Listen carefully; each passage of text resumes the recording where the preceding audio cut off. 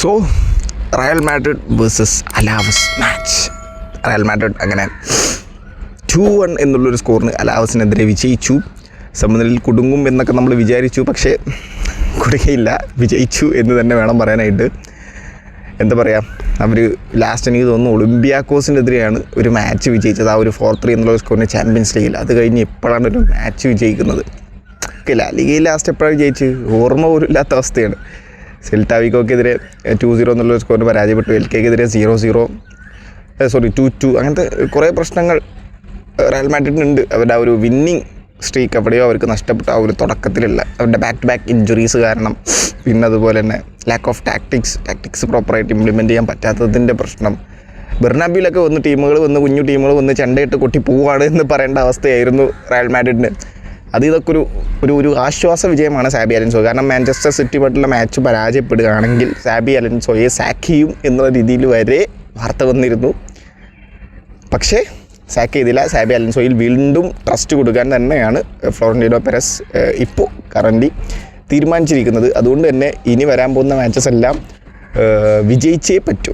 Okay, Real മാഡ്രിഡിന് അല്ലെങ്കിൽ Xabi അലൻസോയ്ക്ക്. അലാവസിനെതിരെയായിരുന്നു ഫസ്റ്റ് ടെസ്റ്റ്.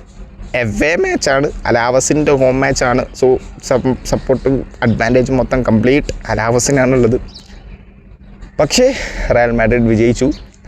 തുടക്കം തന്നെ എംബാപ്പേൻ്റെ ഒരു പവർഫുൾ ഷോട്ട്, എംബാപ്പെ തിരിച്ചു വന്നു ലൈനപ്പിലോട്ട്. ആ പരവ് അറിയിക്കുകയും ചെയ്തു. 18ാമത്തെ ഏറ്റവും ലീഗ് ഗോൾസ് അദ്ദേഹം വീണ്ടും സ്കോർ ചെയ്യുകയും ചെയ്തു.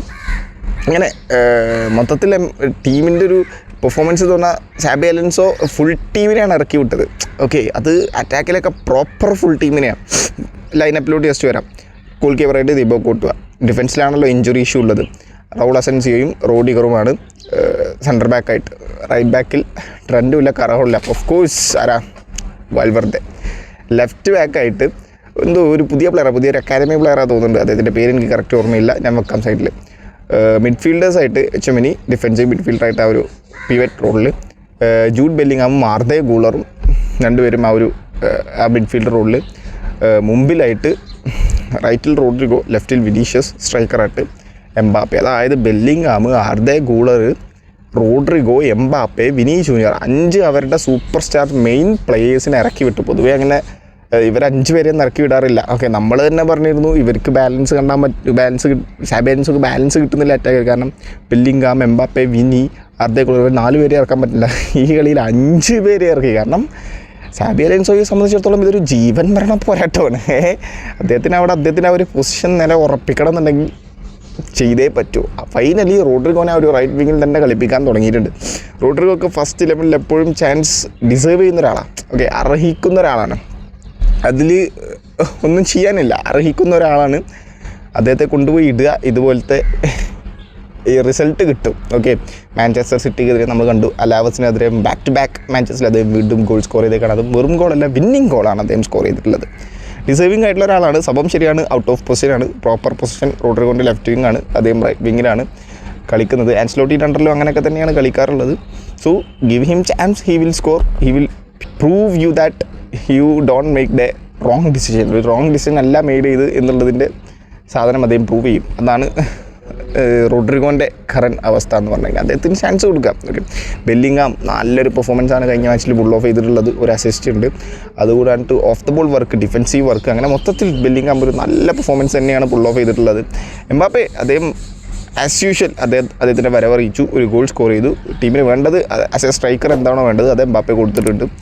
വിനീഷ്യസ് ജൂനിയർ വേണ്ട സമയത്ത്, ഓക്കെ ബി ഫ്രാങ്ക് പറയാലോ, ഏത് അവേ മാച്ച് ചെന്നാലും വിനി ജൂനിയറിന് അവിടെ കൂക്കുവിളിയാണ്. എന്താണ് സംഭവം എന്ന് എനിക്ക് ഒരു ഐഡിയ ഇല്ല. എനിക്കൊന്ന് ആ ഒരു ബാലൻഡിയോർ സീസണിൻ്റെ ആ സമയത്തുണ്ടായ അവേ മാച്ചസിൻ്റെ ആ ഒരു കൂക്കുവിളിയാണ്.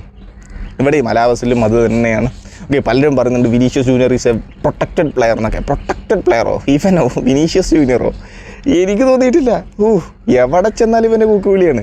ഇവന് പ്രൊട്ടക്റ്റഡ് പ്ലെയർ ആയിട്ടൊന്നും എനിക്ക് നേരെ തോന്നിയിട്ടില്ല Vinicius Junior. To be frank, ഇതെൻ്റെ ഒരു അഭിപ്രായമാണ്. എവിടെ ചെന്നാലും കൂക്കുവിളിയാണ്, ഇവിടുന്നും കൂക്കുവിളി തന്നെയാണ്. ഓക്കെ, അപ്പോൾ വിനീഷ്യസ് ജൂനിയർ നമ്മൾ പോയിന്റിലോട്ട് വരാം. ആവശ്യമുള്ള സമയത്ത് ഗോളിടാൻ സ്ട്രഗിൾ ചെയ്തിരിക്കുക. ഒരു ഗോൾ എംബാപ്പെ സ്കോർ ചെയ്തു. സെക്കൻഡ് ഹാഫിൽ അലാവസ് തിരിച്ച് അവരൊരു ഗോൾ സ്കോർ ചെയ്തു. റയൽ മാഡ്രിഡ് ടീം സമനിലയിലോട്ട് പോകും അല്ലെങ്കിൽ പരാജയത്തിലോട്ട് പോകുമോ എന്ന് വരെ തോന്നിയ സമയമാണ്. കാരണം അലാവസ് ആ ഒരു ഈക്വലൈസർ അടിച്ചതിന് ശേഷം പിന്നെ അവർ നല്ല നല്ല അറ്റാക്കുകൾ വരുന്നത് തിബോ കോർട്ടിനെ നല്ലപോലെ പരീക്ഷിക്കുന്നുണ്ട്. ആ ഒരു സമയത്ത് വിനീഷ്യസ് ജൂനിയർ ഒരു ബോൾ കിട്ടി, അത് വളരെ കൃത്യമായിട്ട് അദ്ദേഹം ലെഫ്റ്റ് വിങ്ങിൽ അങ്ങോട്ടേക്ക് കൊണ്ടുപോയി റോഡ്രിഗോക്ക് ആ ഒരു ബോൾ ഫ്രീ ആയിട്ട് കൊടുത്ത് റോഡ്രിഗോ അത് ഷോട്ട് അടിച്ച് ഗോളായി. വേണ്ട സമയത്ത് അസിസ്റ്റ് കൊടുത്തിട്ടുണ്ട് വിനീഷ്യസ് ജൂനിയർ. അപ്പോൾ വിനീഷ്യസ് ജൂനിയർ ഓവറായിട്ട് ട്രോൾ ചെയ്യുന്ന വേണ്ട സംഭവം ശരിയാണ്. ഈ ഒരു മാച്ചിലായാലും ഫസ്റ്റ് ഹാഫിൽ ഒരു വളരെ മോശം പെർഫോമൻസാണ് അദ്ദേഹം പുറത്തെടുത്തുള്ളത്. പക്ഷേ ആവശ്യമുള്ള സമയത്ത് വിനീഷ്യസ് ജൂനിയർ വരുന്നുണ്ട് എന്നുള്ളതാണ് എനിക്ക് മനസ്സിലായ കാര്യം. ഓക്കെ, സംഭവം ശരിയാണ്. ആ ഒരു മാഞ്ചസ്റ്റർ സിറ്റിക്കെതിരേക്ക് അദ്ദേഹത്തിൻ്റെ ഫിനിഷിങ് അതൊക്കെ എല്ലാവർക്കും ദേഷ്യം വരുന്നൊരു കാര്യം തന്നെയാണ്. പക്ഷേ അദ്ദേഹം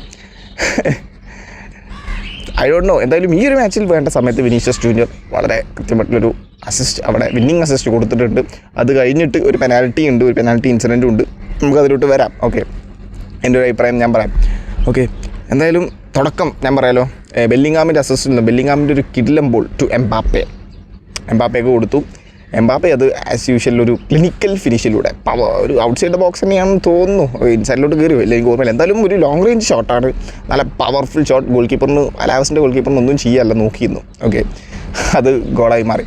അത് കഴിഞ്ഞിട്ട് അലാവസിൻ്റെ 1-2 ഡിസിഷനുണ്ട്. പിന്നെ റയൽ മാഡ്രിഡ് കംപ്ലീറ്റ് റൊട്ടേഷനായിരുന്നു. പൊസഷൻ ബോൾ കയ്യിൽ വെക്കുക, കംപ്ലീറ്റ് റൊട്ടേഷനായിരുന്നു. ബോൾ അങ്ങനെ കൊണ്ടുപോകുന്നു. പക്ഷേ ഫൈനൽ തേർഡിലെത്തുന്ന സമയത്ത് ഗോൾ അടിക്കാൻ പറ്റുന്നില്ല. ഗോളറിനായാലും റോഡ്രിഗോയാലും എംബാപ്പയ്ക്കായാലും വിനീഷ്യസ് ജൂനിയറിനായാലും. ബെല്ലിംഗാം കുറച്ചും കൂടി ഡിഫെൻസീവ് വർക്കിൽ കോൺസെൻട്രേറ്റ് ചെയ്ത് ഒരു ബോൾ അങ്ങോട്ട് എത്തിച്ചു കൊടുക്കാം, ഒരു പ്ലേ മേക്കർ റോൾ, ആ ഒരു റോളിലാണ് ബെല്ലിംഗാം കളിച്ചത്.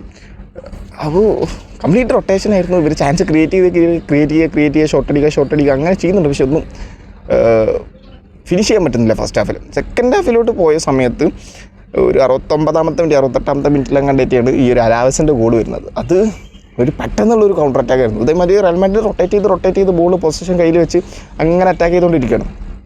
പെട്ടെന്ന് അവിടുന്ന് ഒരു ലോങ് ബോൾ ഇങ്ങോട്ടേക്കാണ് വന്നു. റയൽ മാഡ്രിഡ് അറിയാലോ, ചെറുങ്ങനെ ഹൈലൈനൊക്കെ ഫോളോ ചെയ്യുന്ന ഒരു ടീമാണ്. അപ്പോൾ ആ സമയത്ത് കയറ്റി പിടിച്ചിരിക്കുമായിരുന്നു, ഹൈലൈൻ കയറ്റി പിടിച്ചിരിക്കുമായിരുന്നു. ഈ ചങ്ങായി അതൊക്കെ പൊളിച്ച് പോയിട്ടുണ്ട്.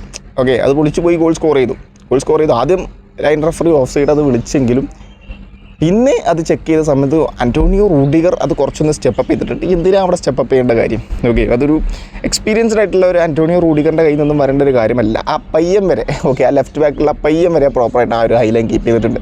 പിന്നെ ആ ഒരു പയ്യൻ, ആ ഒരു സാധനം എന്താ പറയുക, ആ ലെഫ്റ്റ് ബാക്കിലുള്ള പയ്യൻ അത് വന്ന് എടുക്കേണ്ട ഒരു സിറ്റുവേഷനാണ്. പക്ഷേ ആ പുള്ളി അത് വന്നില്ല, അത് പുള്ളിയുടെ മിസ്റ്റേക്കാണ്. പക്ഷേ പുള്ളി പ്രോപ്പറായിട്ട് ആ ഒരു ഹൈലൈൻ കീപ്പ് ചെയ്തു. റൂഡിഗർ കുറച്ചൊന്ന് സ്റ്റെപ്പ് ചെയ്ത്, ആ ഒരു സ്റ്റെപ്പ് ചെയ്തതിൻ്റെ കാരണത്താൽ ഓഫ് സൈഡ് കിട്ടിയില്ല. മറ്റേ ചങ്ങായി ഓടി വന്നതുമില്ല, ലെഫ്റ്റ് ബാക്ക് ഓടി വന്ന ബോൾ എടുത്തതുമില്ല. ഓക്കെ, എന്തായാലും മറ്റേ അലാവസിൻ്റെ ഫോർവേഡ് അത് വളരെ പ്രോപ്പറായിട്ട് ഇത് ഫിനിഷ് ചെയ്തു, ഗോളായി. 1-1 എന്നുള്ളൊരു സ്കോറായിട്ട് മാറി. ഓക്കെ, പിന്നെ റയൽ മാഡ്രിഡിൻ്റെ ആകെ റിതം തെറ്റി. അലാവസ് അറ്റാക്കുകളായി, റയൽ മാഡ്രിഡിൻ്റെ റിതം കയ്യിൽ നിന്ന് ആകെ പോയി. അവർക്ക് പിന്നെ എന്താ ചെയ്യേണ്ടതെന്നൊരു ഐഡിയ ഇല്ലാതെ ആയി. അപ്പോഴാണ് ഈ വിനീഷ്യസ് ജൂനിയറിൻ്റെ ഈ ഒരു അസിസ്റ്റ് വരുന്നത്. ഓക്കെ, പിന്നെ അത് കഴിഞ്ഞിട്ട് പിന്നെ എംബാപ്പേൻ്റെ ഒരു ഷോട്ട് ഉണ്ടായിരുന്നു, ഗോൾ കീപ്പർ സേവ് ചെയ്തു. അത് വിനീഷ്യസ് ജൂനിയറിൻ്റെ ഒരു ഷോട്ട് ഉണ്ടായിരുന്നു, അതും ഗോൾ കീപ്പർ സേവ് ചെയ്തു. 1-2 നല്ല ട്രൈകൾ ഉണ്ടായിരുന്നു, പക്ഷെ ഒന്നും ഗോളായില്ല, സ്കോർ ചെയ്യാൻ പറ്റില്ല. പിന്നെയാണ് ഈ വിനീഷ്യസ് ജൂനിയറിൻ്റെ അസിസ്റ്റിൽ നിന്നും റോഡ്രിഗോ ഗോൾ സ്കോർ ചെയ്തത്, വിന്നിംഗ് ഗോൾ. അദ്ദേഹം സാബി അലൻസോക്ക് പോയിട്ടൊക്കെ കൈ കൊടുക്കുന്നുണ്ടായിരുന്നു. Respect giving support to their കോച്ചിൻ്റെ ഒരു സപ്പോർട്ട് കൊടുക്കുക. അങ്ങനെ അതും കഴിഞ്ഞു. അത് കഴിഞ്ഞിട്ട് പിന്നെ വിനീഷ്യസ് ജൂനിയറിൻ്റെ ഒരു ഇൻഡിവിജ്വൽ പെർഫോമൻസിലൊരു ഇൻഡിവിജ്വൽ റൺ ഉണ്ടായിരുന്നു. അത് ബോക്സിലോട്ട് പോയി. അപ്പോഴാണ് അദ്ദേഹം ഫൗൾ ചെയ്യപ്പെട്ട് വീഴുന്നത്. ഓക്കെ, എന്നെ സംബന്ധിച്ചിടത്തോളം ഓക്കെ, സ്ട്രിക്ട്ലി മൈ ഒപ്പീനിയൻ അതൊരു പെനാൽറ്റിയാണ്. കാരണം അതവിടെ ഒരു കോൺടാക്റ്റ് ഉണ്ട്. റഫറി വാർ ചെക്ക് ചെയ്തിട്ട് അത് കൊടുത്തില്ല എന്ന് പറയുമ്പോൾ എനിക്കറിയില്ല, എനിക്ക് തോന്നുന്നത് വിനീഷ്യസ് ജൂനിയർ ആയതുകൊണ്ടാണ്. വേറെ ആരെങ്കിലേക്കാണ് ചിലപ്പോൾ പെനാൽറ്റി കൊടുത്തേനെ. റയൽ മാഡ്രിഡിലെ തന്നെ വേറെ ഏതെങ്കിലും പ്ലേയേഴ്സാണ് ചിലപ്പോൾ പെനാൽറ്റി കൊടുത്തത്. വിനീഷ്യസ് ജൂനിയർ ആയതുകൊണ്ടാണ് അതൊരു പെനാൽറ്റി കൊടുക്കാത്തതെന്ന് എനിക്ക് പേഴ്സണലി തോന്നി. വെറുതെ ഇത് കണ്ടപ്പോൾ വെറുതെ തോന്നിയത് കേട്ടോ, പ്രത്യേകിച്ച് കാരണമൊന്നുമില്ല. ഓക്കെ, അപ്പോൾ അതൊരു കോൺടാക്റ്റ് ഉണ്ട്, അത് അവിടെ ടച്ച് ചെയ്തിട്ടുണ്ട്. ബോള് വിനീഷ്യസ് ജൂനിയർ ഡ്രിബിൾ ചെയ്തിട്ടുണ്ട്, ഡിഫൻഡർ അത് കാലിൽ അടിച്ചിട്ടുമുണ്ട്. എന്തുകൊണ്ട് അതൊരു പെനാൽറ്റി കൊടുത്തില്ല? I don't know why. Deserving ആയിരുന്നു. അതൊരു 3ാമത്തെ ഗോളാവേണ്ട ഒരു പരിപാടിയായിരുന്നു അത്. പക്ഷേ അൺഫോർച്ചുനേറ്റ്ലി റഫറി കൊടുത്തില്ല, വാർ ചെക്ക് ചെയ്തിട്ടും കൊടുത്തില്ല. വാറ് മറ്റേ മോണിറ്ററിൽ പോയി നോക്കിയെന്നല്ല, വാർ അവിടെ ഡിസിഷൻ ചോദിച്ചു, അപ്പോഴും പെനാൽറ്റി ഇല്ല എന്നാണ് പറഞ്ഞത് എന്നൊക്കെ അറിയില്ല. എന്തായാലും അത് കൊടുത്തില്ല. അങ്ങനെ അത് കഴിഞ്ഞു. പിന്നെ അങ്ങനെ വലിയ അറ്റാക്കുകളൊന്നും ഉണ്ടായിരുന്നില്ല. തിബോ കോട്ടുമൊക്കെ സെക്കൻഡ് ഹാഫിൽ നല്ലൊരു 2 പരീക്ഷണം ഉണ്ടായിരുന്നു. പക്ഷേ കോട്ടു അവിടെ ഉണ്ടായതുകൊണ്ട് റയൽ മാഡ്രിഡിന് കുറേയൊക്കെ വിശ്വസിക്കാം. അങ്ങനെ ആ ഒരു അവിടെ അങ്ങനെ 2-1 സ്കോറിൻ്റെ മാച്ച് അവസാനിച്ചു. ഓക്കെ, അവസാനമൊക്കെ ആയ സമയത്ത് റോഡ്രിഗോയും വിനീഷ്യസ് ജൂനിയറിന് റോഡ്രിഗോയ്ക്ക് ചെറുതായിട്ടൊരു ഇഞ്ചുറി ആയ പോലെയൊക്കെ തോന്നി. പക്ഷേ ഇഞ്ചുറി അല്ലാന്ന് തോന്നുന്നു. ഇതുവരെ പ്രത്യേകിച്ചൊരു റിപ്പോർട്ടുകളൊന്നും പുറത്തു വന്നിട്ടില്ല, ഇഞ്ചുറി ഒന്നും ഇല്ലാന്ന് തോന്നുന്നു. റോഡ്രിഗോനെ മാറ്റി, വിനീഷ്യസ് ജൂനിയറിനെ മാറ്റി. ഇന്നത്തെ മാച്ചിൽ MVP എംബാപ്പയാണ്. അത് എന്താണ് അതിൻ്റെ റീസൺ? എംബാപ്പേൻ്റെ ഒരു ഗോൾ ഉണ്ട്, ശരിയാണ്. ഒരു MVP ആവാൻ വേണ്ടിയിട്ട് എനിക്കറിയില്ല. എനിക്ക് ബെല്ലിംഗാമൊക്കെയാണ് ഈ ഒരു മാച്ചിൽ MVP ആയിട്ട് തോന്നിയത്. ഓക്കെ, എൻ്റെ ഒരു അഭിപ്രായം മാത്രമാണ്. നിങ്ങൾക്ക് ചിലപ്പോൾ എംബാപ്പയൊക്കെ ആയിട്ട് തന്നെ തോന്നിയിട്ടുണ്ടാവും. അപ്പോൾ എൻ്റെ ഒരു ഗോൾ ഇന്നത്തെ മാച്ചിൽ കിട്ടലായിരുന്നു.